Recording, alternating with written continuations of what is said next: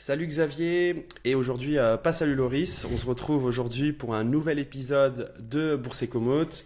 Effectivement, Loris n'est pas présent aujourd'hui, hein, c'est le mois d'août, donc c'était pas forcément facile de trouver un moment où on serait disponible tous les trois. Donc aujourd'hui, Xavier, on va faire un épisode spécial, comme on a l'habitude de le faire maintenant, une foire aux questions. Donc c'est déjà la quatrième qu'on fait depuis le début du podcast. Et il y a quelques jours, je vous avais demandé de nous poser vos questions sur YouTube et vous avez été extrêmement nombreux à le faire. Donc on va essayer d'y répondre. On a pris pas mal, mais malheureusement, évidemment, on n'a pas pu toutes les prendre et on s'excuse pour celles et ceux qu'on n'a pas pu prendre dans cette foire aux questions. Pour commencer, Xavier, on va commencer par des questions plutôt de stratégie d'investissement, notamment en bourse. Et la première question qu'on a, elle est assez facile, enfin, c'est une question qui revient souvent, on va dire.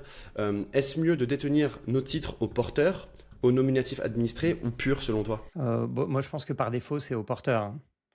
Au porteur, c'est-à-dire qu'il n'y a pas besoin que l'entreprise dont j'ai acheté les actions sache que je suis actionnaire. C'est même très rare. Et puis, c'est beaucoup plus souple. Tu vends, tu n'as pas de problème d'achat, de vente, etc. Après, le nominatif, effectivement, c'est dire à l'entreprise que Xavier Delmas a acheté des actions L'Oréal, par exemple, et tu peux le faire en administré, donc chez ton courtier. Tu l'indiques juste que tu vas être en nominatif, ça prend quelques je sais pas, jours, semaines et ça va un petit coup en général. Et puis nominatif pur, pour moi, c'est vraiment le truc qui sert à rien. Je l'ai jamais été, je vois pas le but en fait de ça. C'est que tu n'as même pas de courtier. En fait, tu es uniquement inscrit dans les comptes de l'entreprise. Donc, je ne sais même pas comment tu vends, si tu veux. Je pense, est-ce que tu envoies un courrier? Est-ce que le téléphone, j'imagine que c'est presque par courrier, tu vois. Je vois pas comment ils peuvent faire par téléphone, etc., etc. Donc, moi, à moins qu'il y ait un cadeau, donc j'ai que deux valeurs qui sont nominatifs administrés, j'ai L'Oréal et Air Liquide, à moins qu'il y ait un cadeau sur les dividendes, etc., ce qui est le cas chez Engie, chez Sodexo, il y a quelques boîtes comme ça. Pour moi, c'est porteur pour toutes les autres. Je sais pas toi si tu en as en nominatif. Non, pas du tout. Je suis d'accord avec toi en fait. À moins qu'il y ait une raison valable de passer au nominatif, ben, le porteur c'est par défaut. Et effectivement, le nominatif pur, je pense que les salariés, eux, ils ont nominatif pur. Euh, J'imagine hein, que Air Oui, oui, Liquide, j'imagine aussi. Ouais. quand elle verse ses actions à ses employés, bah, elle les verse dans les comptes qui sont gérés par Air Liquide. Mais sinon, honnêtement, je vois pas trop l'intérêt. Surtout que dans les bonus qu'offre Air Liquide, L'Oréal, etc., il n'y a pas de distinction entre le fait d'être au nominatif administré ou au nominatif pur. Et au nominatif administré, en fait, ce qui est bien, c'est que si vous voulez, par exemple, vendre à un moment, bah, ça va quand même beaucoup plus vite que nominatif pur. J'imagine qu'il faut repasser. Enfin, ça m'a l'air compliqué. J'ai jamais essayé, mais donc, moi, comme toi, hein, je pense que nominatif pur, il n'y a pas d'intérêt et que globalement, par défaut, on va au porteur.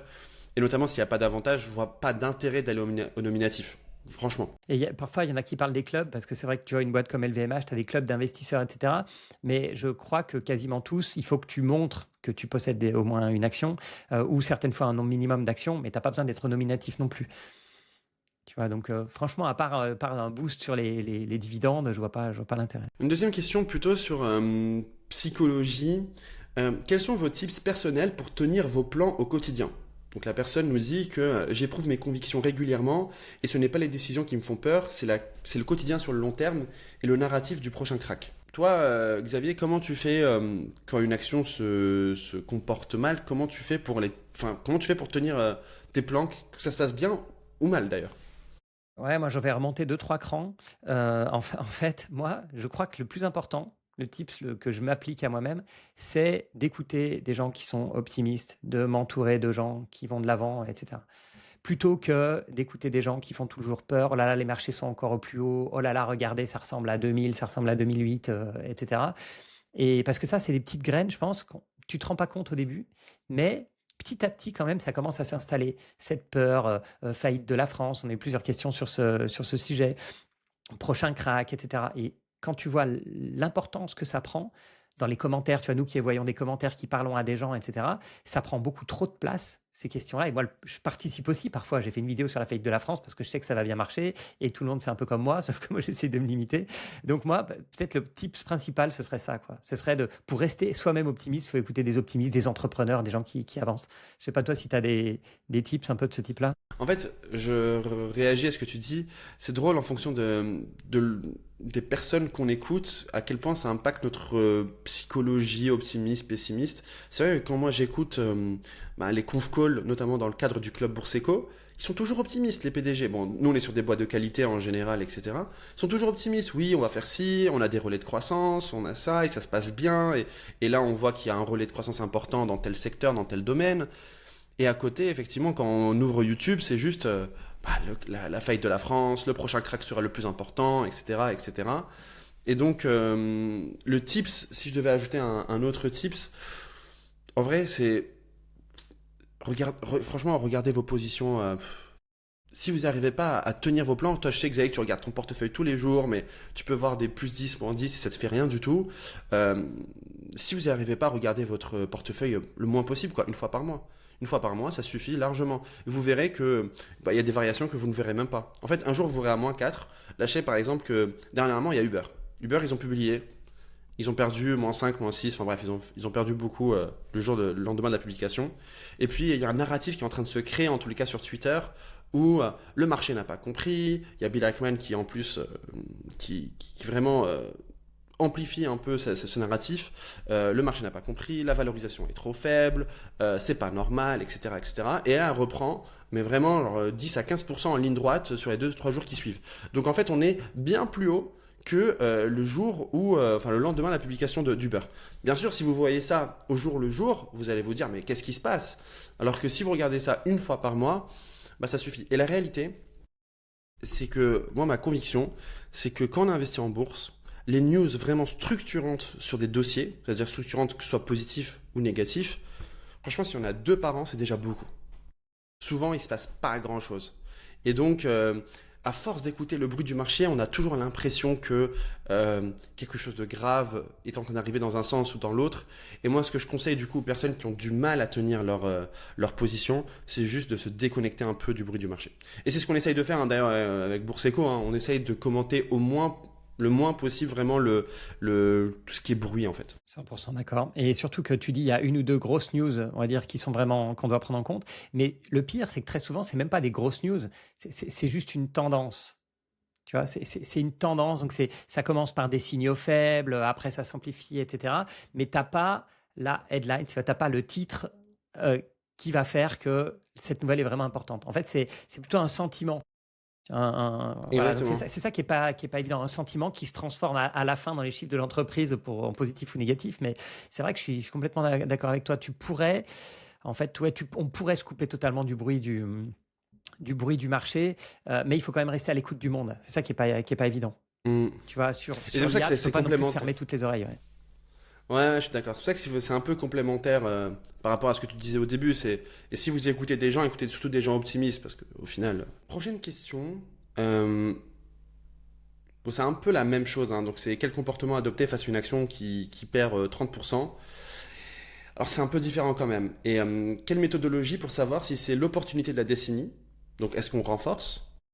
Ou est-ce que c'est le début de la descente aux enfers et elle peut aller beaucoup plus bas que 30%? Toi, comment tu fais? Notamment, tu as eu des exemples en date.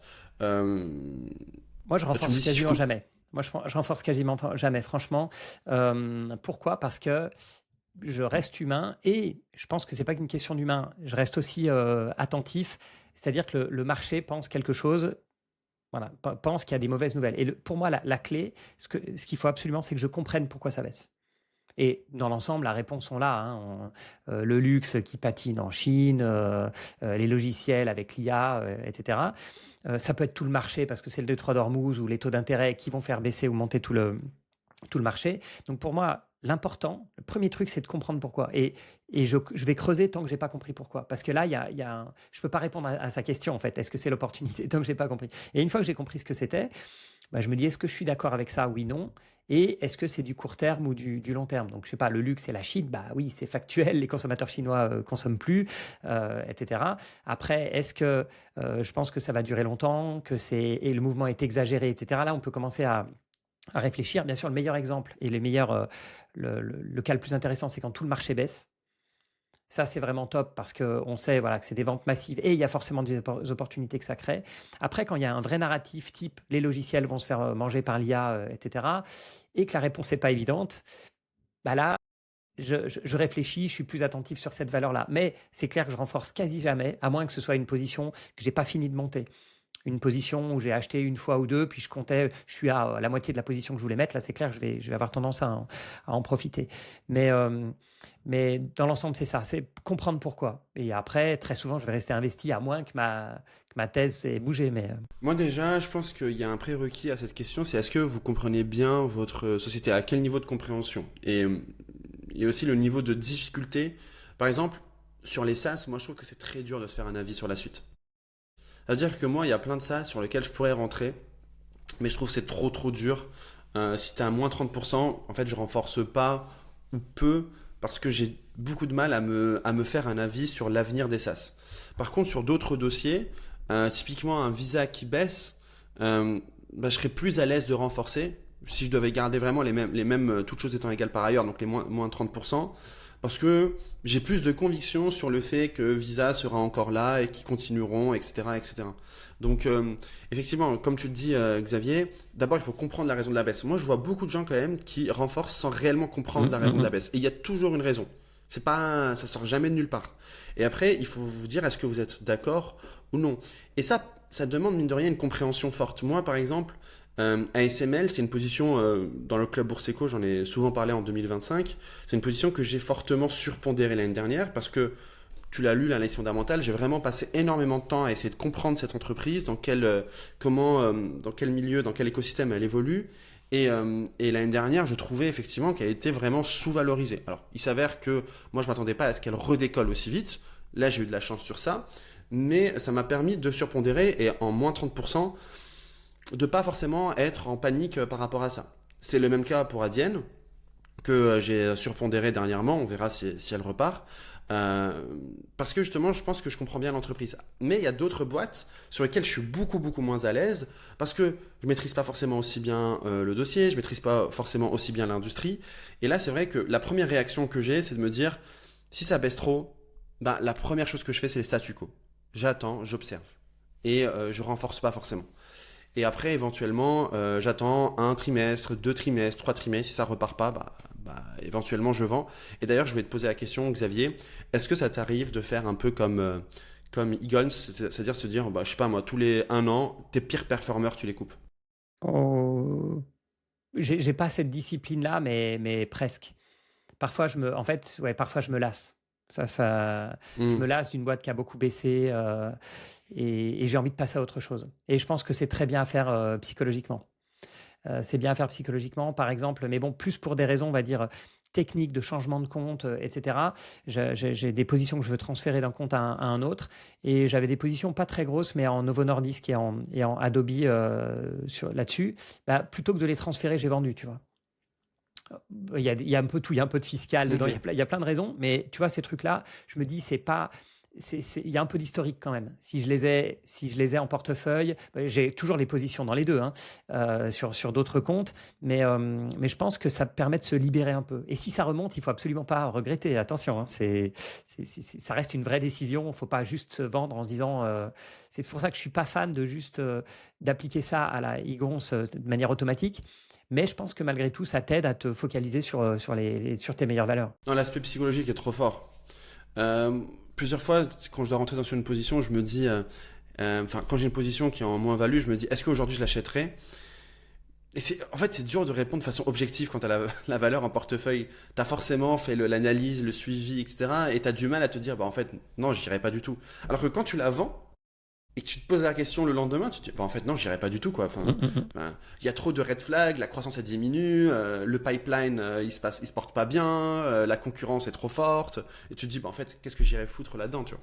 Donc, je suis d'accord. Passons du coup à la prochaine question. Comment dimensionnez-vous la taille de vos positions en portefeuille? Avez-vous des règles bien établies ou acceptez-vous d'avoir une position qui peut représenter 30 à 40% de votre portefeuille et d'autres positions qui représentent seulement 1 ou 2%?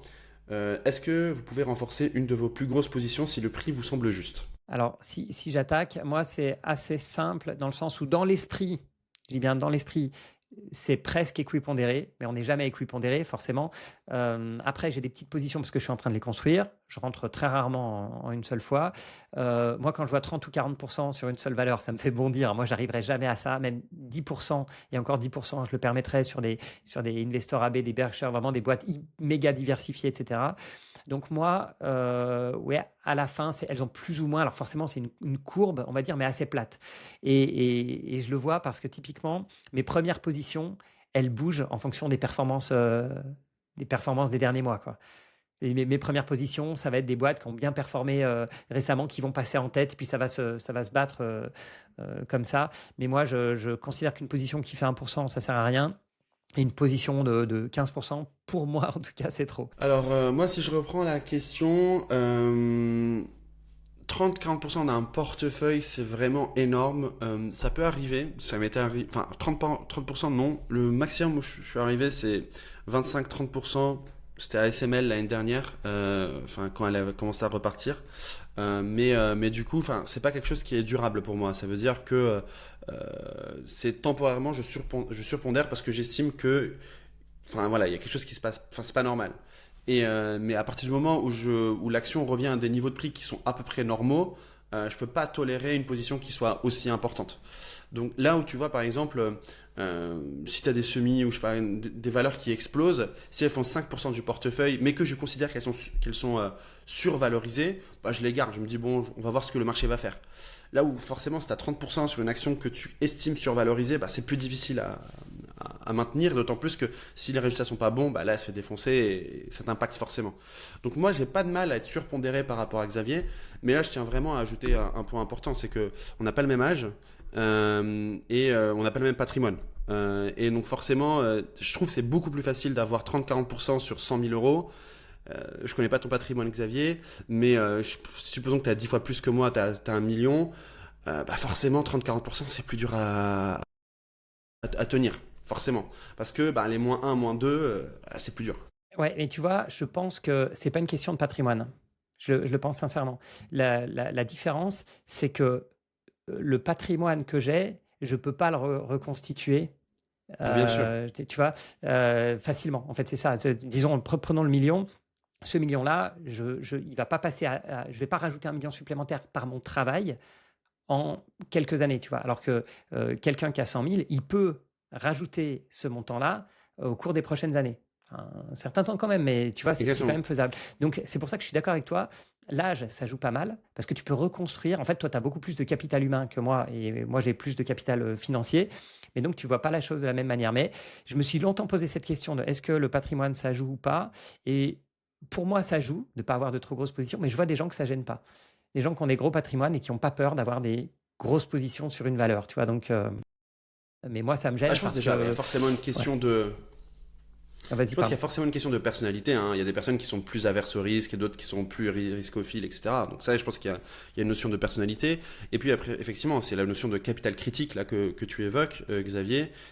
Oui, moi, c'est vrai que 100 000 euros, ça serait vraiment douloureux. Enfin, si je perds 30 à 40% de tes 100 000 euros, ça serait vraiment douloureux. Donc 30 000, 40 000 euros, je serais pas heureux, hein, je serais pas ravi de perdre 30 000 euros.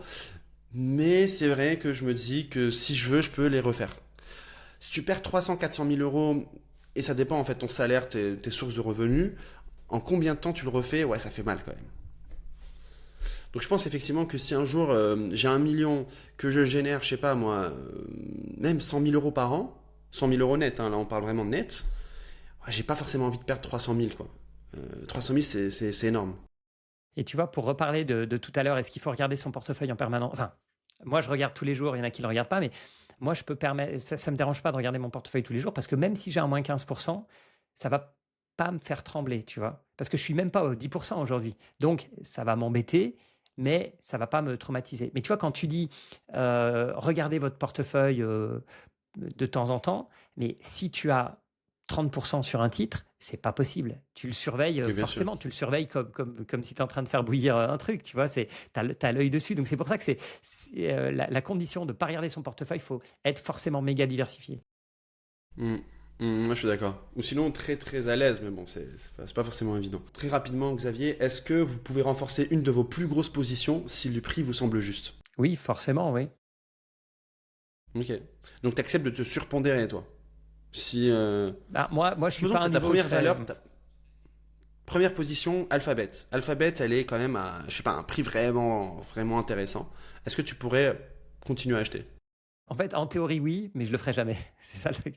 Me connaissant, je le ferai pas, c'est clair. Dans un monde comme le nôtre qui est de plus en plus sujet à de nouvelles contraintes, climat, démographie, avez-vous déjà commencé à adapter vos portefeuilles, par exemple en achetant des actions dans l'eau, la santé, et en vendant d'autres sujets qui semblent moins pérennes? Moi, c'est plutôt par élimination. C'est-à-dire je vais plutôt éliminer des titres qui me paraissent pas aller dans le sens de l'histoire, on va dire. Et tu vois, le thème de l'eau, c'est un bon truc parce que les ETF eau, ils sont sortis il y a longtemps maintenant. Je sais pas, il y a peut-être 10 ans. Bon, bref, ils ont sorti des ETF eau. Et quand tu regardes ce qu'il y a dedans, de mémoire, tu avais même des sociétés qui font des piscines, tu vois, ou qui ont une grosse partie dans des pompes, des tuyaux, etc. pour les piscines. Et ce qui est en fait totalement contre-intuitif si tu joues le fait qu'il y a moins d'eau potable. Et je pense que c'est pas du tout parce qu'on va avoir une raréfaction de l'eau potable ou de l'eau douce que ces entreprises-là, qui font par exemple des pompes de relevage, machin, etc., vont forcément mieux performer.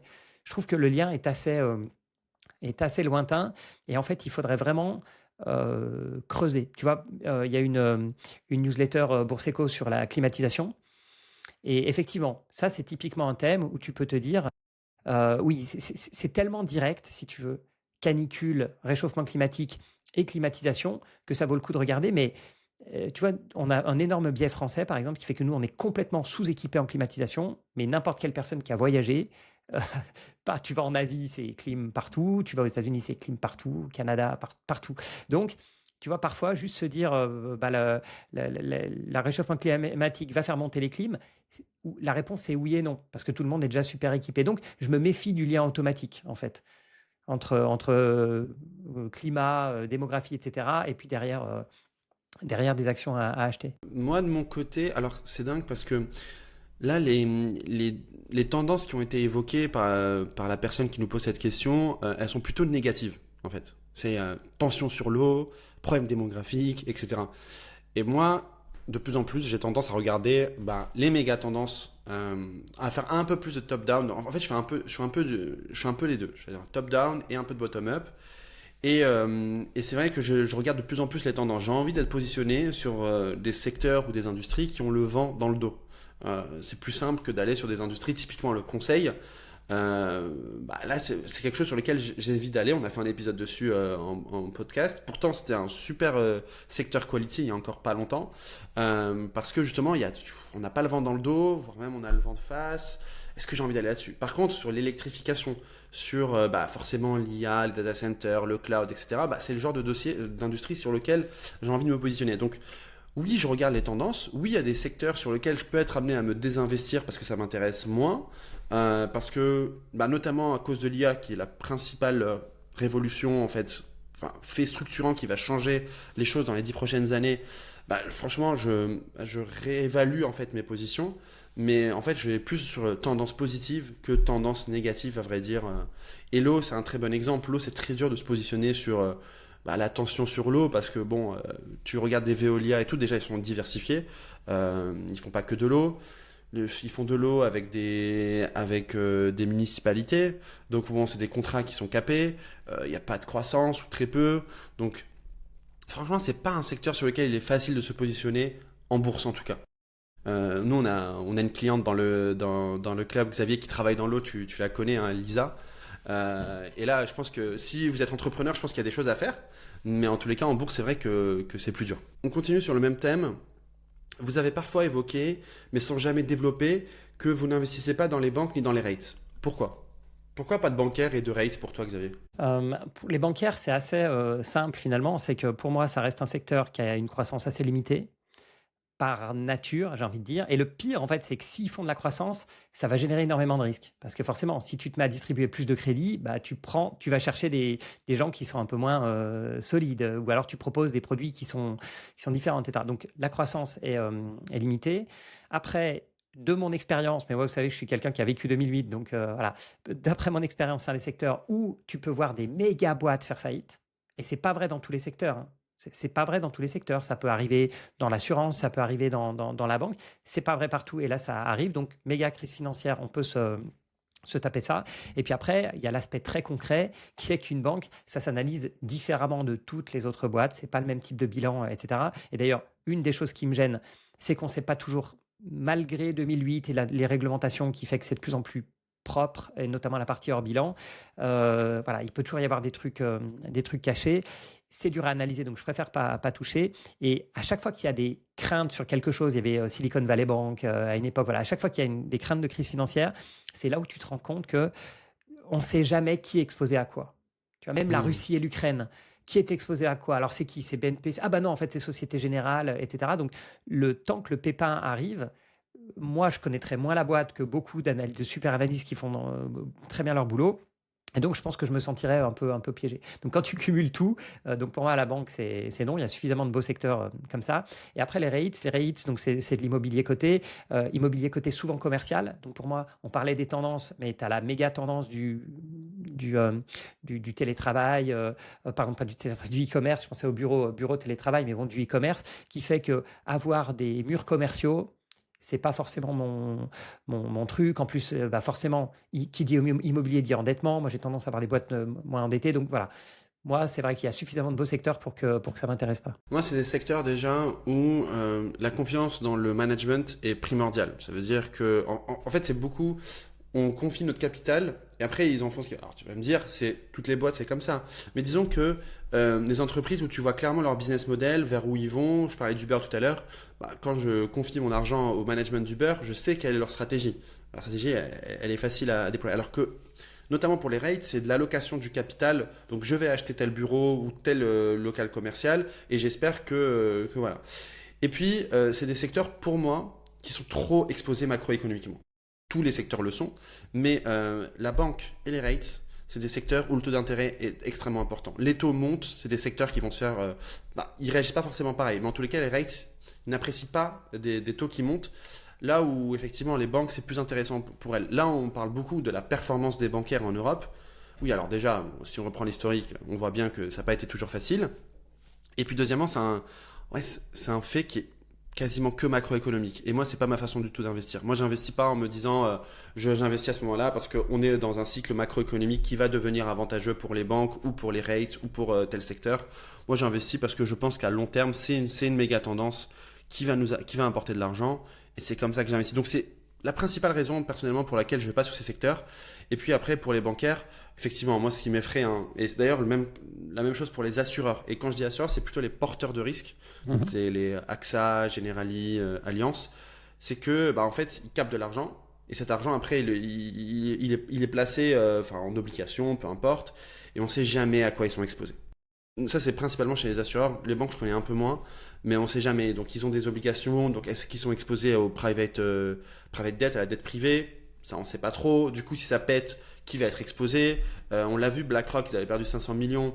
Bon, donc c'est vraiment des choses sur lesquelles moi je suis pas à l'aise. Et comme tu dis, j'ai pas envie que quand il y a un pépin, je me rende compte qu'en fait la valeur dans laquelle j'ai investi, elle est surexposée à la Russie, aux subprimes, je sais pas quoi, etc. Donc voilà, c'est des secteurs que je trouve pour mon style d'investissement ne sont pas intéressants. Et puis dernière chose, je pense que j'aurais dû commencer par là, c'est des secteurs à fort rendement.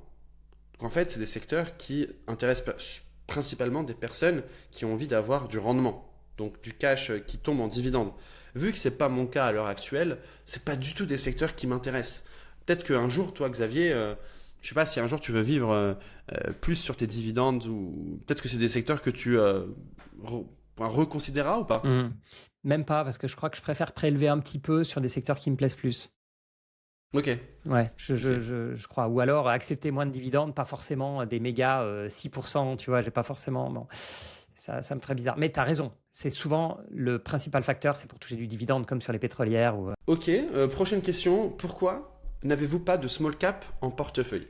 Alors, avant que tu répondes à la question, Xavier, moi je vais juste répondre à une question qu'on nous pose parfois sur les réseaux. Pourquoi on ne parle pas de small cap? La réponse, elle est très simple. C'est parce que, en fait, quand on commence à avoir une audience, et alors c'est encore pire pour toi, Xavier, quand on parle de small cap, notamment française, où il y a peu de liquidité, si on en parle, ça fait décaler les cours.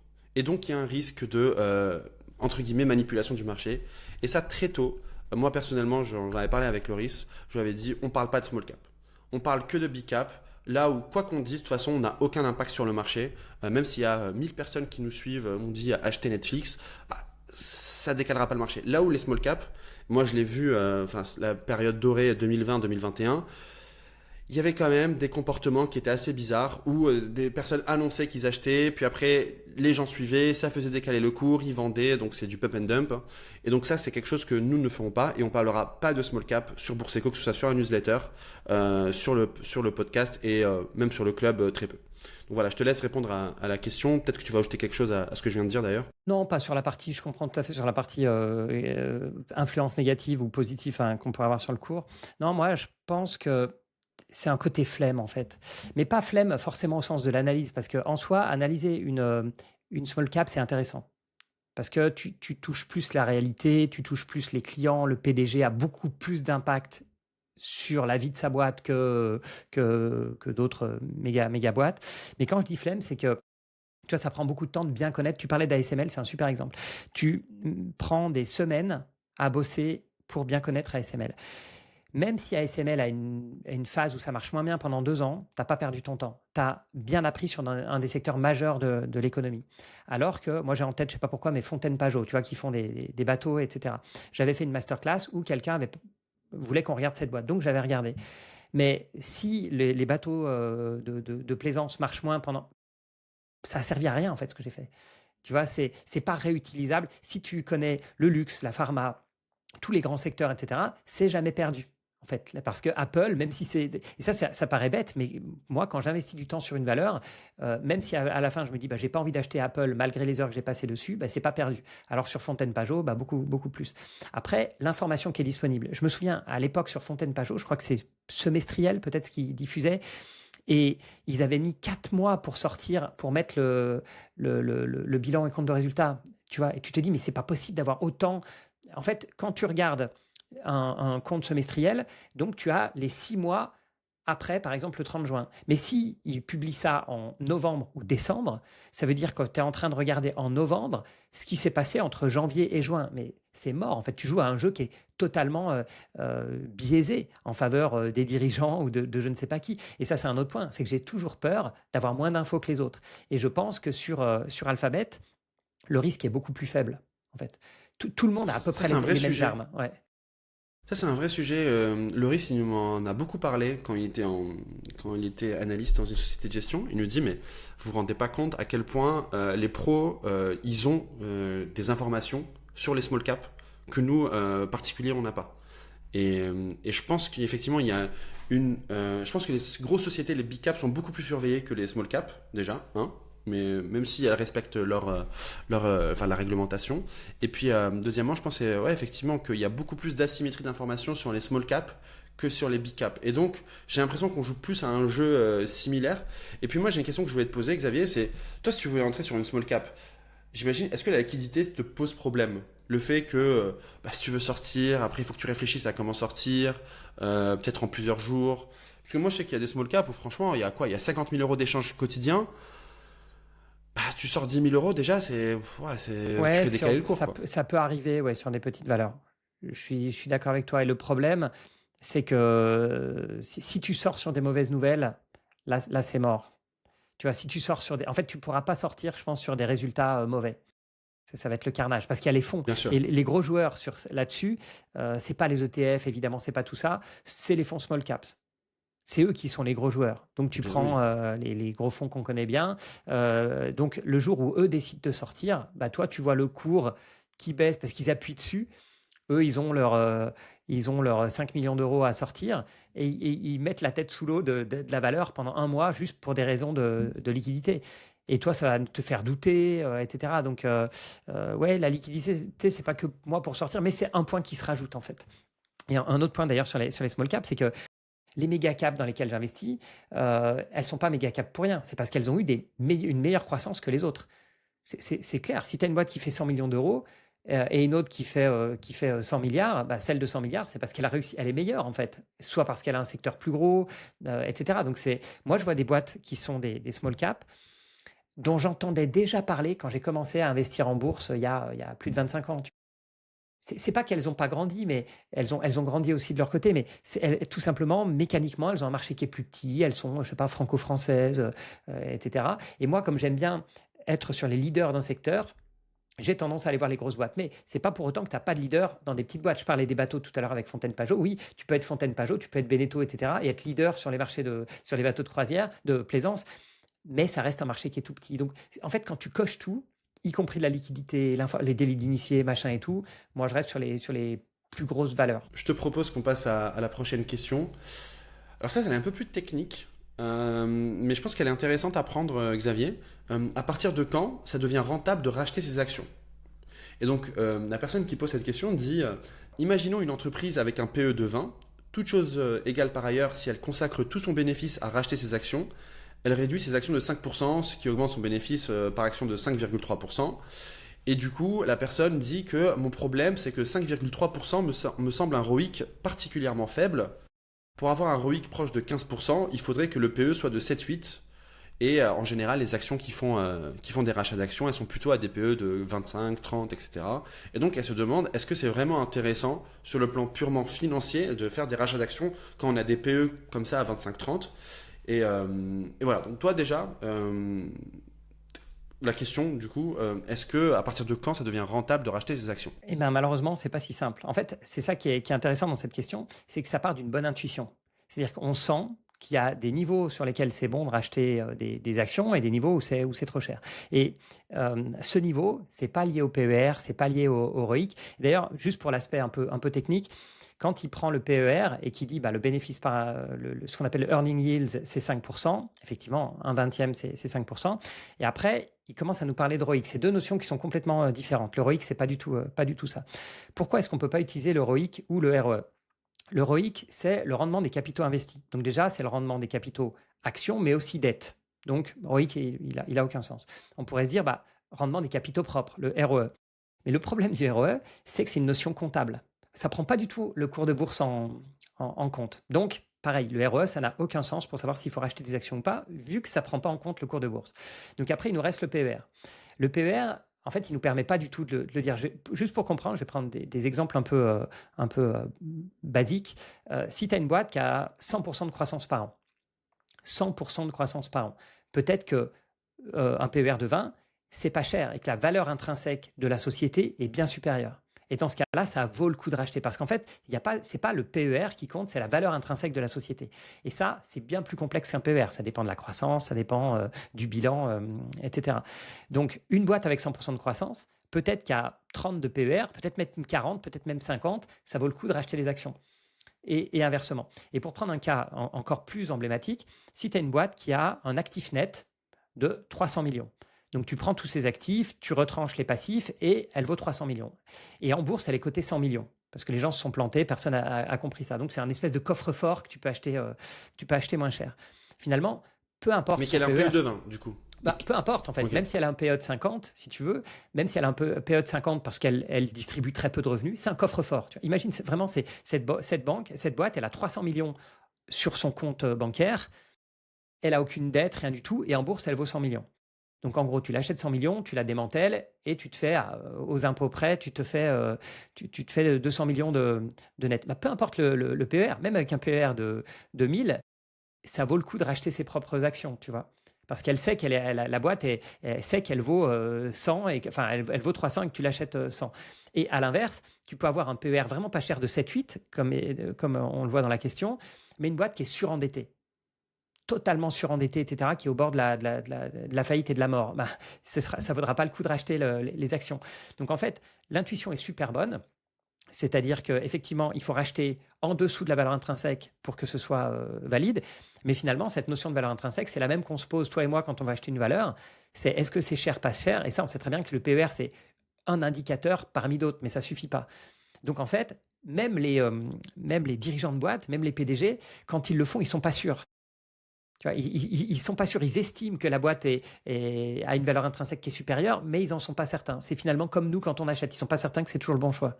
La réalité, c'est que la majorité des boîtes qui font des rachats d'actions le font tout le temps. Je ne cherche pas à comprendre. Exactement. Genre, typiquement, Apple, ils ont leur programme de rachat d'actions et ils rachètent que ce soit en haut, en bas, peu importe. Est-ce que toi, tu es à l'aise avec ce type d'allocation du capital ou pas? Bah, par moment, c'est perdant, c'est certain. C'est certain que dans le cycle de vie de la valeur, quand elle est un peu chère, c'est perdant. Et d'ailleurs, accessoirement, parce que je suis d'accord avec toi, c'est en général, plutôt que de verser un dividende, on va racheter nos propres actions. Mais le signal que ça renvoie, c'est un peu aussi, ça veut dire que je ne peux pas investir directement dans des actifs productifs. Tu vois, c'est un peu ça. Alors, j'adore. Moi, dans Booking, quand je vois les actions qui rayent chaque année, c'est un truc que j'adore chez Booking, qui est une des boîtes que j'ai qui est la plus cannibale. Mais c'est vrai que tu peux te dire, ça veut dire qu'ils ne peuvent pas déployer le cash en interne.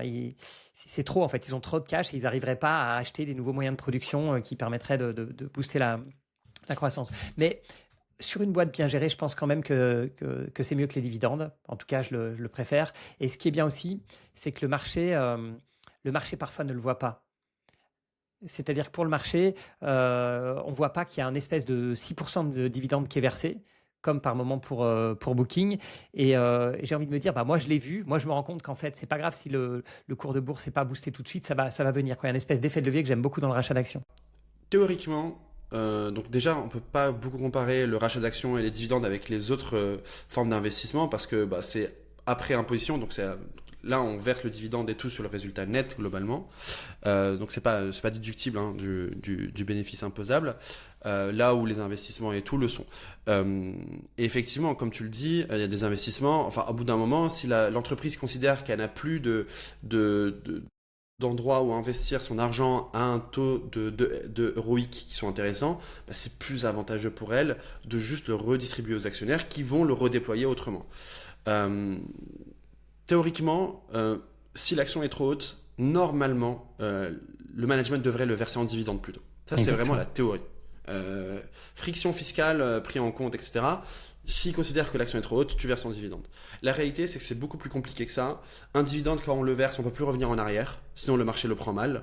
Donc forcément, c'est quelque chose que les managements prennent en compte. Le rachat d'actions, tu le modules autant que tu veux, le marché ne le voit pas, comme tu le dis.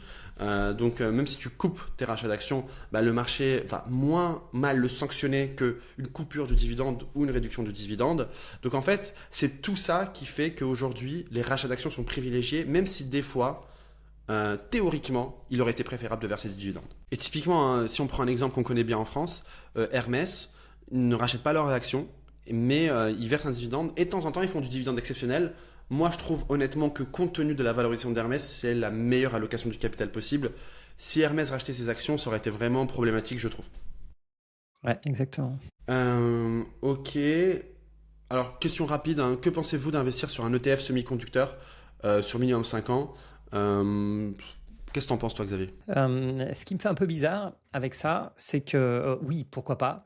On va dire pour la réponse courte, c'est oui, pourquoi pas. Après, si la personne est déjà investie en ETF, Monde ou SP500, tu te dis qu'il y a déjà pas mal de semi-conducteurs dedans.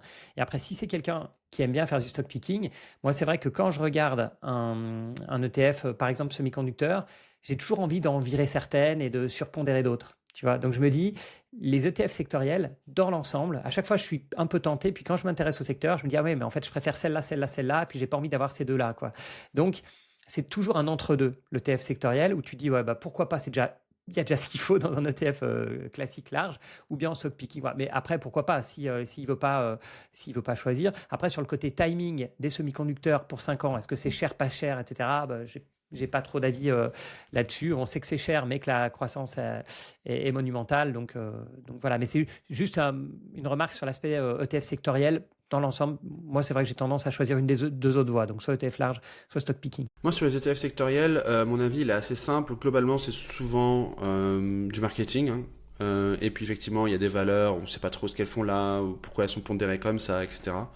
Globalement, je pense que sur des secteurs complexes comme les semi-conducteurs, ça peut valoir le coup d'aller sur des ETF sectoriels. Franchement, pour ceux qui ne veulent pas se casser la tête avec les semis, mieux vaut aller sur un ETF semi si on a envie d'être surreprésenté sur les semi-conducteurs plutôt que d'aller faire des recherches, parce que si vous commencez à creuser les semis, vous allez vite vous rendre compte que c'est très complexe. Par contre, moi, mon type, c'est plutôt n'investissez pas sur des ETF sectoriels de BlackRock, par exemple, d'émetteurs d'ETF qui en général font un peu à leur sauce. Prenez des indices qui sont connus, qui existent depuis longtemps, sur lequel vous avez un historique et sur lequel il y a des règles en fait d'admission qui sont assez simples et qui sont en tout cas publiques. Et après, investissez sur des ETF qui répliquent ces indices. Et typiquement, sur les semi-conducteurs, il y a le SOX. Donc c'est un indice qui existe depuis les années 90. C'est les ETF semi-conducteurs. Donc c'est des valeurs semi-conducteurs, pardon, de boîtes cotées aux US. Donc il me semble, hein, si je ne me trompe pas, que ASML et TSMC y sont parce qu'ils ont un ADR. Et donc voilà, elles prennent en compte vraiment tout cet univers d'investissement. Si vous avez des dossiers qui sont exclusivement cotés à l'étranger, par exemple BESI, ben elle sera pas dans l'ETF ou dans l'indice. Donc voilà, moi c'est vraiment la façon dont j'investis, parce que sinon vous allez régulièrement avoir des émetteurs d'ETF qui vont vous sortir des ETF sectoriels sur la thématique en vogue, et vous n'avez pas de recul et vous savez pas comment réagit l'ETF. Forcément, ils vont vous annoncer sur les 5 dernières années, ça a fait plus 300%. Ah oui, forcément, c'est la thématique du moment. Et moi, je me rappelle très bien à l'époque sur les énergies renouvelables en 2020-2021, mais il y avait que ça. Il y avait beaucoup d'ETF sur ces thématiques-là, et on a vu ce qui s'est passé par la suite. Hein. Donc, c'est des thématiques qui sont un peu cassé la gueule par la suite, notamment avec la guerre en Ukraine, etc. Et aujourd'hui, forcément, c'est des ETF qui soit existent, soit n'existent plus, hein, mais en tout cas qui font des performances vraiment médiocres. Du coup, on va passer à des questions un peu plus bourse éco perso, Xavier. Donc, on a eu quelques-unes. Ça, c'est une question que j'aimerais te poser, tu vois. Il y a une personne qui nous demande: je souhaiterais savoir à partir de quelle somme en bourse est-il pertinent de s'inscrire au club Bourse Éco. Ça, c'est une question qui revient souvent, parce que c'est vrai que, aujourd'hui, le prix de l'abonnement est à 350 euros. Et 350 euros, ça peut être beaucoup comme pas beaucoup. Nous, on a des clients qui nous disent: ouais, c'est pas cher du tout, vous pouvez augmenter. Mais forcément, ils ont des patrimoines très importants. Mais c'est sûr que si on est étudiant, qu'on a 5000 euros en bourse, c'est énorme. Toi, qu'est-ce que tu en penses de ce sujet? Il y a quelques années, je vendais une formation en bourse qui était à 500 euros. Un petit peu moins de 500 euros. Et j'étais gêné de vendre une formation à ce prix-là. Et pourquoi j'étais gêné? Parce que j'avais tendance à calculer en pourcentage d'un portefeuille, et je me disais, mais forcément, il faut beaucoup d'argent pour que ce soit rentable. Tu vois, pour que la personne, voilà, et à la limite, ça sert à rien. Et ce que j'avais pas compris, parce que la demande était là, j'avais beaucoup de demandes, etc. Ce que j'avais pas compris, c'est qu'en fait, c'est pas une question de taille de portefeuille. C'est des gens qui sont là pour apprendre, pour progresser, pour toute leur vie, si tu veux. Et pour moi, l'abonnement de Bourse Éco, c'est la même chose. C'est que tu es là pour apprendre. Et donc après, c'est à toi de voir à quel point tu es prêt à ce que tu veux mettre pour apprendre. Et c'est ce fameux truc, investir dans soi-même, etc., que tu vois dans les gens qui te vendent du mindset sur YouTube. Mais là, pour le coup, c'est vraiment ça. Tu vois, je parlais à un étudiant, c'était à Toulouse. Je crois qu'on avait fait un verre Bourse Éco à Toulouse. Et il y avait un étudiant donc, qui était membre du club. Et je lui dis, mais comment ça se fait que étudiant, tu payes l'abonnement, etc. Et en discutant avec lui, et j'ai compris, pour lui, c'est une énorme formation. Tu vois, c'est plus qu'une formation, en fait. C'est qu'il reçoit des analyses financières, il discute avec nous, il discute avec plein de gens, comme tu disais, avec plus gros patrimoine, des entrepreneurs, etc. Donc, ça lui permettait de réseauter. Donc, je pense que pour certaines personnes, effectivement, c'est logique de raisonner en pourcentage du patrimoine, en se disant, je laisse tant pour ça. Mais pour d'autres, à partir du moment où c'est de la connaissance que tu viens acquérir, c'est plus une question de taille de portefeuille. Et un étudiant qui voudrait progresser, alors moi, je ne conseille pas du tout à un étudiant de s'inscrire au club, et je lui conseillerais plutôt de chercher ce qu'il peut de manière gratuite. Mais j'étais surpris de voir que lui, en tout cas, il me disait, non, mais pour moi, c'était presque un cadeau de Noël, tu vois. J'ai pris l'argent de Noël et je me suis acheté mon abonnement, et en fait, c'est super. Je préfère ça qu'avoir, je sais pas quoi, une trottinette, tu vois, une trottinette électrique qui va coûter beaucoup plus cher.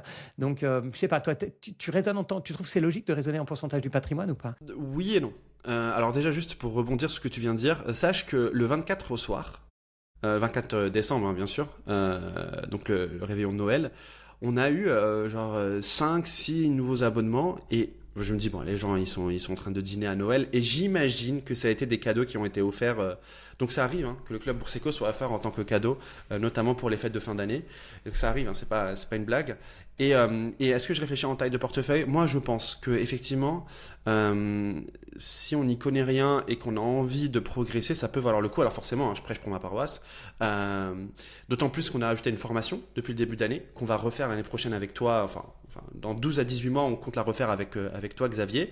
Donc là, c'était une première version. On a des retours qui sont plutôt positifs. Donc il y a ce côté aussi formation, hein. En plus de partie contenu, désormais, il y a une partie formation. Je pense que la première année, la formation vaut le coup. Mais pourquoi tu resterais sur le club Bourseco à long terme? C'est ça la question que je me pose. Parce que une fois que tu as pris genre 24 analyses fondamentales dans l'année, on en fait 2 par mois, des suivis de résultats réguliers, tu as discuté avec pas mal de membres du club, pourquoi tu as besoin de renouveler? Et moi, je pense que c'est au moment du renouvellement que la question se pose sur la taille du portefeuille.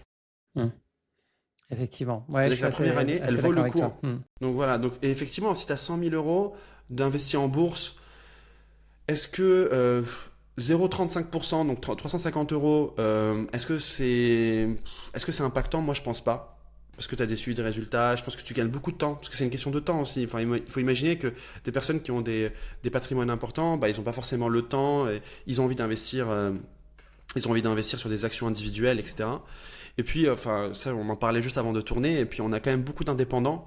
Et les indépendants, c'est vrai que quand ils ont une société, bah, ils la font passer en charge déductible, ils récupèrent la TVA, ils peuvent pas forcément investir dans des ETF. Et donc, c'est forcément pour eux, ça fait encore plus sens, je trouve, que pour une personne en physique. Mais tu vois, on en avait déjà discuté, ça nous surprenait au début. Tu as aussi pas mal de personnes qui sont quasi 100% en ETF, tu vois, qui sont dans le club. Donc, ça prouve bien que eux savent très bien que finalement, être dans le club ou non, ça va pas changer leur performance à la fin d'année. Donc, c'est pas une question de pourcentage tu vois, ils veulent apprendre en fait. Ils veulent apprendre, mieux comprendre le monde, s'intéresser aux boîtes de qualité, etc. Donc, c'est pour ça que je pense que ça dépend des gens. Il y a des gens pour qui, effectivement, au renouvellement, tu peux te dire, est-ce que j'ai amélioré ma manière d'investir et est-ce que ça vaut le coup pour l'année suivante? Mais il y a des personnes qui voient ça comme moi, je vois, je sais pas, mon abonnement aux Échos, tu vois, ou mon abonnement au Wall Street Journal. C'est pas que ça me fait... Il n'y a pas d'analyse spécifique, il n'y a pas de formation, etc. Mais c'est pour continuer à apprendre, en fait. Alors, deuxième question sur Bourseco. Comment vous rémunérez-vous actuellement? Est-ce que Bourseco vous permet d'en vivre totalement? Donc ça, c'est une question plus pour moi, Xavier, parce que toi, tu vivais déjà avant Bourseco. Donc effectivement, donc aujourd'hui, Bourseco nous permet d'en vivre. Donc Loris et moi, et même Xavier, s'il vivait que de ça, j'imagine. Comment on se rémunère? En fait, on se rémunère. Donc il y a Bourseco et on a une société, une holding chacun, et cette holding, elle facture Bourseco. Bon, c'est comme ça que ça se passe en général pour les entrepreneurs. C'est plus simple. Normalement, on aurait pu se payer directement, mais comme on est chacun associé, c'est plus simple de faire remonter sur des sociétés dans lesquelles on est seul, et là on peut gérer la trésorerie comme on le souhaite. Donc voilà, c'est la façon dont on se rémunère aujourd'hui. Et puis après, chacun dans sa structure individuelle se rémunère de la façon qu'il le souhaite. Donc je sais pas, Loris comment il se rémunère. Voilà, moi je me verse le salaire dont j'ai besoin chaque mois, et Loris aussi, et Xavier de son côté pareil. Après, c'est des questions un peu plus perso. Donc, quelles sont vos études? Je te propose qu'on passe très vite parce qu'on a déjà parlé souvent, mais moi j'ai fait une école de commerce, l'EDEC, et toi tu as fait la fac à Lyon, c'est ça, hein, Xavier? C'est ça, un master de finance à Lyon, ouais. Est-ce que si tu devais revenir à 20 ans, 25 ans, est-ce que tu changerais quelque chose sur ta façon d'investir? Moi, j'ai fait n'importe quoi. J'ai fait n'importe quoi quand j'ai commencé à investir maintenant. C'est normal. En plus, il y avait. Mais vous vous rendez pas compte, les plus jeunes, l'information que vous avez à disposition. Moi, il y avait absolument rien. Rien. Il y avait quasiment pas un livre sur la bourse à l'époque. Donc, c'était déjà des livres américains, etc. Donc, moi, j'ai commencé par faire du value. Moi, j'ai commencé en plus à l'éclatement de la bulle Internet. J'ai fait un peu d'options aussi quand j'étais étudiant. Donc, j'ai fait toutes les erreurs possibles. Donc, ça aurait changé ma vie d'investir différemment dès le début, clairement. Donc si c'était quelque chose à changer, tu partirais directement sur du quality dès le début, quoi. Tu n'aurais pas tenté value, trading, options, etc. Oui, et puis, oui, clairement, je me serais beaucoup moins cherché. Et puis moi, j'ai été traumatisé par la bourse parce que j'ai vécu quasiment 10 ans de baisse, enfin pas 10 ans de baisse, mais en tout cas 3-4 ans avec un marché qui était divisé par deux. Donc quand tu démarres un investissement par 50% de baisse sur les marchés, que j'ai plutôt bien géré d'ailleurs, honnêtement, j'ai pas trop perdu, mais forcément que ça t'ancre totalement là-dedans. Donc, mais moi j'ai le recul aussi, comme tout le monde, je me dis mais c'est fou si j'avais acheté telle ou telle boîte que j'ai eu un moment en portefeuille très tôt, il y a 20 ans, mais c'est là où tu te dis c'est complètement fou. Mais de la même manière que tu peux te dire ça sur SKNX ou SanDisk, etc. Tu te dis, mais c'est fou, en fait. Si j'avais mis, ce fameux si jamais, si j'avais mis 10 000 à l'époque, c'est fou, ce serait devenu plusieurs millions aujourd'hui. Donc voilà, bon, mais ça, c'est le temple des regrets. Mais non, mais clairement, démarrer par du value, changer de stratégie tous les 6 mois parce que ça marche pas, j'ai perdu énormément de temps. Moi, je changerais rien parce que sur les 2-3 premières années de ma vie d'investisseur, j'ai beaucoup changé, je suis cherché, etc. Mais je pense que ça fait partie de l'apprentissage, en fait. Et 2-3 ans, je trouve que c'est pas énorme. Surtout que j'ai commencé tôt. Donc ça va. C'est vrai que si j'avais été dans ton cas, avec des moyens peut-être importants, parce que j'imagine que tu avais de l'argent vu que tu étais en banque, si en plus tu avais eu une bonne stratégie, je pense que ça aurait changé beaucoup de choses quand même. Donc je peux comprendre. Enfin, moi je pense que j'aurais été à ta place. Peut-être que j'aurais eu quelques regrets. Mais moi dans mon cas personnellement, pas vraiment. Autre question, Xavier. Est-ce qu'une détérioration forte de la situation politique et économique de la France vous inquiète? Et si oui, est-ce que ça pourrait vous décider à quitter la France? Oui. Oui aux deux. Oui, ça m'inquiète et oui, ça pourrait me décider à inquiéter, c'est sûr. Bon, quitter, j'ai quand même une certaine inertie, comme tout le monde. Mais oui, il faudrait quand même que ça se pèse pas mal la figure pour que je parte. Mais oui, c'est dans un coin de ma tête, comme beaucoup de monde, hein. Je pense comme beaucoup de gens un peu qui sont entrepreneurs, qui sont libres ou qui peuvent bouger. Oui, c'est forcément, ça trotte dans un coin de ma tête. Tu as déjà pensé à quitter la France? Oui, oui et non, parce que oui, j'y ai déjà pensé. J'y ai déjà pensé, mais ça m'intéresse pas. J'aime beaucoup la France en tant que pays pour vivre. Donc et après, vraiment, là, le côté économique, politique et tout, ça commence vraiment à me gonfler, quoi. Je pense comme beaucoup de monde, je me dis, mais c'est pas possible. C'est vraiment une descente à tellement tous les niveaux que ça commence à se dire, c'est fou d'avoir. Enfin, je commence à me dire, c'est fou d'avoir autant de Français intelligents qui veulent se bouger et un pays qui est autant sur le déclin. Ouais, je suis complètement d'accord. Moi, je pense que la France a un potentiel économique absolument monumental. Et le principal frein vraiment à la France, c'est la politique. C'est fou. Moi, je pense que on a des super formations. Le pays, il est incroyable en termes de climat, en termes de, enfin, sur l'ensemble des choses. La seule chose à la limite qui manque, c'est les ressources naturelles. Mais bon, à la limite, c'est pas forcément le plus important.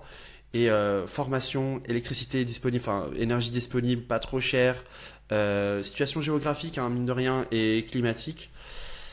Et je me dis, putain, on a vraiment une classe politique toute pourrie. Et franchement, 2027, ça fait très peur, hein. Moi, je sais pas pour toi, mais moi, je suis vraiment pas à l'aise avec 2027. On en avait parlé sur le podcast Hermès. De plus en plus, moi, je suis en train de me dire, je sors des actions françaises parce que je sais pas si elle en fait partie de la question sur les actions françaises, mais moi personnellement, même si je m'inquiète pas trop pour les actions du CAC 40 parce qu'elles sont très diversifiées elles ont des activités en Europe, aux États-Unis, à l'étranger, etc. Mais mine de rien, elles ont leur siège social en France, et donc si elles emploient beaucoup en France, forcément il y a un impact qui peut arriver, et puis surtout sur l'IS, sur la fiscalité de façon générale. Donc moi c'est vrai que ça m'inquiète pour les sociétés françaises. Et puis à titre personnel. Moi, j'aime beaucoup la France, j'ai pas envie de partir personnellement. Il faudrait vraiment que ce soit catastrophique, mais effectivement, s'il n'y a pas le choix, il n'y a pas le choix, quoi. Chose, moi, ce qui m'embête le plus, c'est pas trop le côté politique. Enfin, si c'est le côté politique, mais c'est surtout la mentalité de beaucoup de Français qui attendent tout de l'État. Et c'est ce qui me fait dire que ça va être difficile d'en sortir. Bon, après, il y a plein de positifs. Je pense que tu n'as pas besoin d'avoir la totalité d'un pays qui soit des fous furieux à vouloir créer, apporter de la valeur, etc. Même une quasi-minorité peut y arriver, mais il faut pas. Enfin, mais il ne faut pas que la minorité, ce soit 5%, quoi. Ça peut être une minorité à 40%, mais pas une minorité qui soit trop faible. Aujourd'hui, je pense que c'est le cas. Et j'ai du mal à voir du positif parce que tout démarre des jeunes, donc de l'éducation. Et je vois que l'éducation, ça ne va pas. Donc c'est ça qui me rend quand même assez pessimiste, même à très long terme. Tu vois. Je comprends. Ah, c'est vrai que l'éducation, c'est vrai qu'en primaire, etc., c'est compliqué. Enfin, moi, c'est l'impression que j'ai quand je parle à des parents comme toi. Mais, euh, mais pour avoir fait des études à l'étranger, etc., moi, je trouve que les écoles françaises, universités françaises sont vraiment pas mauvaises, en fait. Au contraire, moi, je les trouve plutôt bonnes. Donc voilà, moi, c'est le seul point sur lequel j'arrive à être positif. Malheureusement, après, il y a les problèmes classiques qu'on connaît, hein, donc le capital assez faible, risque, enfin, on a trop peur du risque en France. Il y a la démographie qui commence à être problématique aussi. Donc voilà, enfin, il y a beaucoup de choses. On va pas épiloguer là-dessus, mais globalement, c'est vrai qu'on n'est pas très positif sur la France, même si on vit tous, enfin, Loris, toi et moi, on vit en France. Puis on passe sur les 3 dernières questions de ce FAQ qui commence à être un peu long. Euh, donc il y a une personne qui nous demande sur les avantages de la liquidité. Donc c'est vrai qu'on en parle souvent. Et il demande si est-ce que l'illiquidité de certains actifs ne peut pas être dans certains cas une protection contre nous-mêmes. Par exemple, en cas de panique généralisée. Toi, qu'est-ce que tu penses Déjà, est-ce que tu penses qu'il y a un avantage à l'illiquidité? J'ai trouvé sa question marrante en fait, mais pas du tout. Pas du tout. J'essaie de chercher des analogies, tu vois, mais c'est comme c'est le fait de se brider en fait. Mais le truc, c'est que la liquidité, parfois, ça peut être mauvais parce que tu peux vendre en une seconde, donc tu peux le faire au pire moment, mais tu peux vendre aussi en quelques secondes à un moment où tu as vraiment besoin d'argent. Et l'illiquidité ne te permet pas de choisir entre ces deux. Tu vois, c'est comme si tu décides de brider ta voiture à 130 km/h parce que tu te dis j'en aurai jamais besoin et comme ça j'aurai jamais d'amende sur l'autoroute. Mais une fois, tu seras bien content dans une situation vraiment extrêmement spéciale de pouvoir doubler, etc., de t'en sortir ou d'avoir plus de puissance. Donc, je pense qu'il vaut mieux travailler sur le pourquoi j'aurais envie de vendre en panique que se brider tout seul, en fait. Eh ben, figure-toi que je suis pas complètement d'accord avec toi, Xavier. Moi, je pense qu'il y a des fois où ça peut être intéressant d'avoir de liquidité. Mais ça dépend pour quelle classe d'actifs. Typiquement, les SCPI, le fait que ce soit pas très liquide, l'immobilier, moi, je trouve que c'est un problème. Personnellement, je trouve que c'est un problème. Parce que c'est pas des classes d'actifs sur lesquelles j'attends énormément de croissance. Par contre, tu vois, sur le private equity, euh, ceux qui ont, ceux qui ont investi dans Revolut au tout début, ou même les employés qui ont eu des stocks en commençant à travailler chez Revolut, bah, je pense sincèrement que là, ça fait quoi? Ça fait plus de 10 ans. Je pense sincèrement qu'ils auraient vendu avant. Parce qu'ils auraient eu besoin d'argent. Même s'ils sont confiants sur la boîte, ils auraient eu besoin d'argent pour acheter une résidence principale, pour se marier, enfin, pour financer les études des enfants, peu importe. Et du coup, le fait que c'est pas été liquide à ce moment-là, bah, fait qu'aujourd'hui, ils ont une performance absolument exceptionnelle. Alors tu vas me dire, c'est le biais du survivant, parce que bon, pour un Revolut qui réussit, il y en a combien qui ont raté? Mais je pense que dans certains cas de figure, notamment quand on est employé dans une entreprise start-up et qui réussit, je trouve qu'avoir un peu de liquidité, ça permet justement de multiplier sa perf. Non, mais j'entends, il faut que ce soit faible, en fait, parce que ça arrive dans la vie d'avoir besoin d'argent rapidement. Voilà, donc il faut avoir des poches liquides, ça c'est clair et net. Ah, là-dessus, on est 100% d'accord, pas de souci. Prochaine question. Je suis jeune investisseur, mais il a un point sur lequel il est mauvais, c'est qu'il n'arrive pas à savoir quand prendre ses gains et sortir. Donc il a donné un exemple avec Atlassian qui a fait plus 80% un mois. Donc toi, qu'est-ce que tu penses toi de la sortie? Comment sortir de la meilleure des façons? Alors, en lisant sa question, qui était un peu plus longue que ça, et comme beaucoup de personnes qui débutent en bourse, il est obnubilé par son prix d'achat, puisque il a fait 80% en un mois, mais c'est par rapport à son prix d'achat. Et ça, c'est contre-intuitif, mais en fait, le PRU, comme on dit, le prix de revient, ne doit pas jouer dans la décision de vente. C'est hyper compliqué, mais ça n'a rien à voir. On peut être à moins 30%, on peut être à plus 400%, et la décision de vente sera la même, en fait. C'est très contre-intuitif. Et au final, on dit souvent qu'il y a quatre concepts, enfin, ou quatre thèses pour vendre une boîte. C'est soit la thèse est cassée, la thèse de départ, je ne sais pas, peut-être qu'Atlassian, il pensait que la croissance serait encore plus folle que ça, etc. La valorisation devient excessive. Donc ça peut être dans son cas à lui. Je pense qu'il peut commencer à penser qu'effectivement c'est trop cher. Après, ça peut devenir trop gros dans le portefeuille et ça rejoint un peu notre discussion sur avoir une valeur qui fait 30%. Et puis trouver une meilleure opportunité. Donc je pense que dans son cas à lui, ça peut être effectivement la partie c'est trop cher. Après, j'ai pas d'avis sur la valeur, mais ce qui est sûr, c'est que le fait que lui ait gagné 80%, ça n'a rien à voir dans l'histoire. En fait. Ça veut juste dire qu'elle a monté très fort et que potentiellement elle est survalorisée. Mais pour bien performer en bourse, il faut être à l'aise avec des boîtes qui vont rester dans le portefeuille avec des plus 100, plus 150, plus 200, plus 300% avec les années. C'est normal, il faut tenir ses positions, il ne faut pas se dire « Ah, c'est plus de 100%, c'est complètement fou, il faut que je vende ». Donc moi, le premier conseil, c'est oublie ton prix d'achat. Complètement. Après, il y a effectivement, tu parles de la thèse d'investissement. Donc, la thèse d'investissement, est-ce qu'elle a changé entre temps? Bah, j'imagine pas. Au contraire, si elle fait plus 80%, j'imagine qu'au contraire, elle s'est renforcée. En tout cas, le narratif du marché commence à revenir. Après, moi, il y a juste une chose sur laquelle, pas le prix d'achat, mais en tout cas, la performance peut jouer un rôle dans ma décision d'allègement plutôt que de vente, c'est si la position commence à prendre une taille trop importante dans ton portefeuille et c'est une question de gestion du risque. Si après c'est plus 80%, tu es plus à l'aise avec la taille d'Atlassian dans ton portefeuille et tu préfères alléger un peu, moi je pense que ça peut valoir le coup pour être plus à l'aise avec voilà, ta gestion du risque.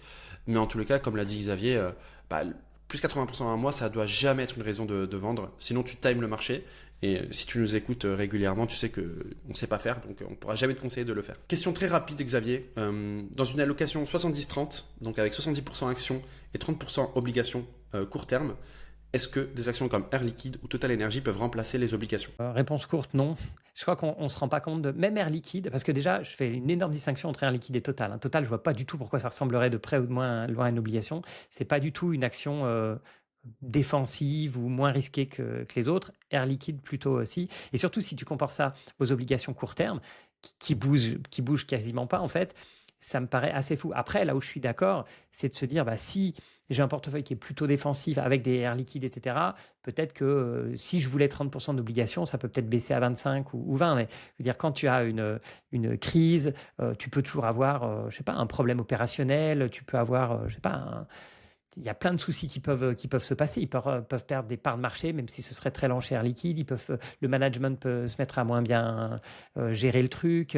Enfin, il y a plein de choses qui peuvent faire que ça se passe pas bien. Donc moi, je mettrais quand même la moins risquée des actions, reste quand même très loin de la moins risquée des obligations. Ça reste quand même deux mondes qui sont complètement différents. Après, et c'est notamment ce que j'aime dans le stock picking, c'est que effectivement, quelqu'un qui veut avoir des parties de son portefeuille qui bougent beaucoup moins en mettant du Berkshire Hathaway, du Air Liquide et des boîtes comme ça, effectivement, c'est logique. Mais de là à remplacer des obligations court terme, pour moi, ça n'a rien à voir. Dernière question, un peu négative pour le coup. On revient sur le sujet de la France. Quels sont les risques concrets d'être investi en bourse si la France commence à rentrer en faillite? Donc là, il ne parle pas des obligations. Sommes-nous certains de retrouver nos petits en période de crise bancaire? Est-ce que toi, ça t'inquiète? Si vraiment il y a un problème économique important en France, est-ce que tes avoirs boursiers t'inquiètent? Et là, il faut vraiment distinguer deux choses. C'est les avoirs hors France, et ça ne m'inquiète pas du tout, et puis les actions françaises, on va dire. Parce que c'est là, la question, elle mélange plein de choses. C'est bancaire, c'est faillite des obligations de l'État, etc. Mais si on parle de ce qui fait le plus peur, enfin le plus concret, on va dire les actions françaises, ce qu'il faut voir, c'est que les actions, quand un État, parce que c'est l'État qui fait faillite ou qui va pas bien, ou les banques, mais c'est deux choses différentes, mais disons, enfin c'est lié, mais un État qui va faire faillite signifie pas que les entreprises vont faire faillite, parce que s'il y a une partie du chiffre d'affaires qui est, comme tu disais tout à l'heure, qui est suffisamment hors France, finalement, ça va être en France parmi les actifs les plus sûrs. Les actions françaises. Si je reste dans le périmètre français. Pourquoi? Parce que tu vas avoir L'Oréal qui a de mémoire 7-8% de son chiffre d'affaires en France. Les 93% restants, ça va bien se passer en fait. Et même les 7% français, les gens vont continuer à acheter du shampoing. Donc ça va, ou du maquillage ou peu importe. Et donc ce qu'on voit même, quand on regarde un peu ce qui s'est passé en Argentine, en Grèce, etc., ce qu'on voit même, c'est que ce qui prend cher, c'est la monnaie. Donc avec l'euro, c'est un peu, mais bon, en tout cas, l'euro va prendre cher. Et donc, ce que tu vois parfois, c'est une explosion de la bourse en monnaie locale. C'est ce qui s'était passé en Argentine, tout simplement parce que comme la monnaie se déprécie énormément et que les LVMH, les L'Oréal continuent à recevoir de l'argent en dollars, en francs suisses, en livres sterling, etc., leurs profits explosent en monnaie locale. Donc, parfois, on a la bourse locale qui explose par rapport au reste des actifs.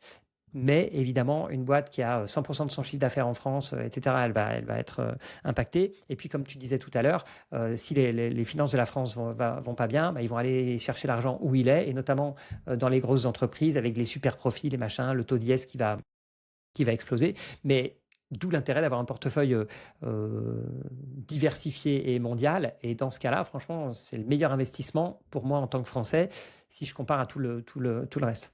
Je pense qu'une partie de la question, c'était aussi,